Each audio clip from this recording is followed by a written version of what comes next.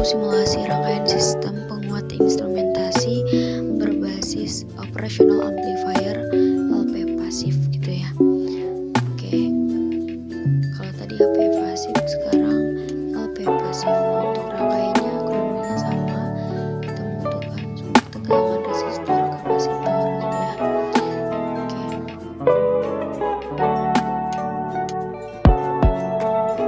Oke, kedua resistor dan kapasitornya gitu ya. Oke, setelah itu kita menggunakan wire. Coba kita inikan dulu ya agar rangkaiannya bisa dianalisis. Kemudian properties di setiap komponen, baik itu dari sumber tegangan maupun resistornya ini 1. Kemudian kalau kapasitornya itu 5,3 M. Ini Vout 2 kita sambungkan. Oke, kemudian ini nomornya pasif, kemudian ini juga pasif gitu ya, kita beri nama. Kemudian kita run suatu ini 1. Oke, ini Vout 1-nya berubah. Oke, kita buka menggunakan wire. Oke, jadi untuk rangkaian ini ketika 20 Hz ini akan diloloskan gitu ya. Oke, selanjutnya kita akan cek terlebih dahulu sinyal inputnya ya. Oke, kemudian kita plot, kita cek juga sinyal outputnya gitu ya, dan ini harus lolos gitu ya. Ini terjadi penurunan karena adanya resistor. Oke, kemudian kita plot gitu ya, kita cek rangkaian yang sebelahnya. Nah, inilah yang menjadi masalahnya. Jadi ketika inputnya itu 20 Hz dengan tegangan puncak, di sini bisa dilihat tegangan itu 5 volt sampai dengan 5 volt, maka ketika kita menggunakan satu rangkaian LPF ini pun nilainya menjadi turun. Nah, yang warna biru ini ketika kita menggunakan yang warna merah, ketika kita menggunakan 3 tingkat LPF nilainya jauh lebih turun gitu ya, karena nilainya juga di bawah 1,5 volt. Nah, seharusnya ketika sinyal LPF 20 Hz, jadi seharusnya itu lolosnya itu seharusnya lolos, tapi ternyata terjadi penurunan karena adanya resistor. Oke, kita akan memvariasikan menjadi frekuensinya itu 100 Hz gitu ya. Frekuensinya menjadi 100 Hz.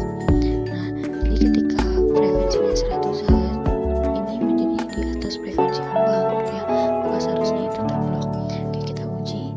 Nah, di sini kita bisa lihat bahwasanya yang warna hijau ini adalah input dan yang warna biru ini adalah output untuk satu rangkaian RC, dan yang warna merah ini output untuk 3 rangkaian RC LPF gitu ya. Nah, jadi di sini terlihat juga efektivitas ketika kita menggunakan yang warna merah ini, ketika kita menggunakan 3 rangkaian RC.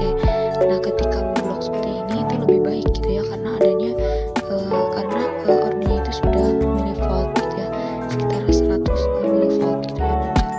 Kemudian yang satu RC ini yang warna biru itu amplitudenya kisar 1,5 volt gitu ya, kurang lebih. Nah, dan ini sudah terblok gitu. Dan jadi intinya ketika frekuensinya itu lebih kecil dari lebih besar dari frekuensi ambang, maka akan terjadi pemblokan sinyal, dan itu sesuai dengan teori. Oke, ini kita akan membuat rangkaian selanjutnya, yaitu rangkaian penguat instrumentasi secara lengkap. Dan untuk komponennya kita menggunakan op-amp gitu ya, juga ada resistor, ada tegangan ataupun voltage.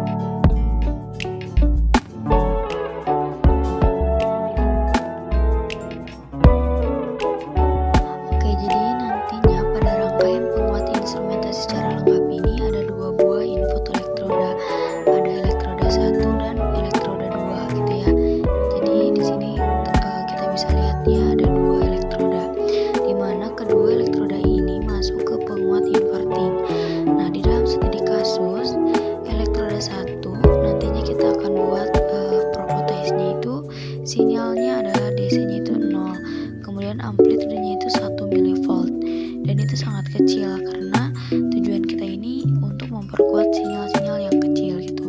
Kemudian ada frekuensi input nanti ya gitu, ada frekuensi inputnya itu 20 Hz. Nah, kemudian nantinya kita akan uji nih ketika frekuensinya itu divariasikan sesuai dengan rangkaian-rangkaian sebelumnya gitu. Nah, kemudian pada elektroda 2 gitu ya. Ini sambil berjalan gitu ya, nanti pada rangkaian elektroda 2 itu ada amplitudenya itu 2 milivolt dan frekuensinya itu sama 20 Hz. Jadi dalam amplitudenya ini selisih 1 milivolt dengan elektroda 1 yang tadi. Nah, kemudian nantinya sinyal ini akan masuk ke penguat rangkaian inverting. Nah, di sini terjadi perbandingan antara RI dan RF itu 1,9.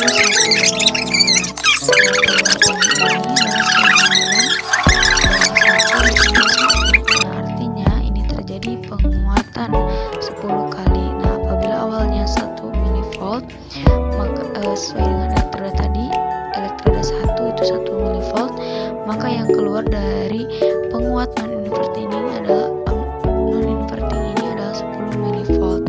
Nah, untuk elektroda 2 itu tadi kan inputnya itu 2 milivolt, maka nantinya si outputnya itu menjadi 20 milivolt.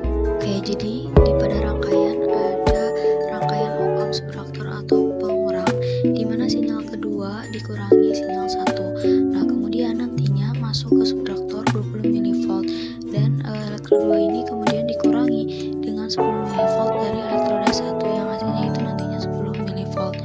Nah, setelah itu masuk ke HPF, di mana HPF ini yang 3 rangkaian, bisa dilihat juga 3 rangkaian CR tipe aktif. Maka karena tipe aktif ini menggunakan penguat non-inverting yang dikuatkan 10 kali lagi gitu ya.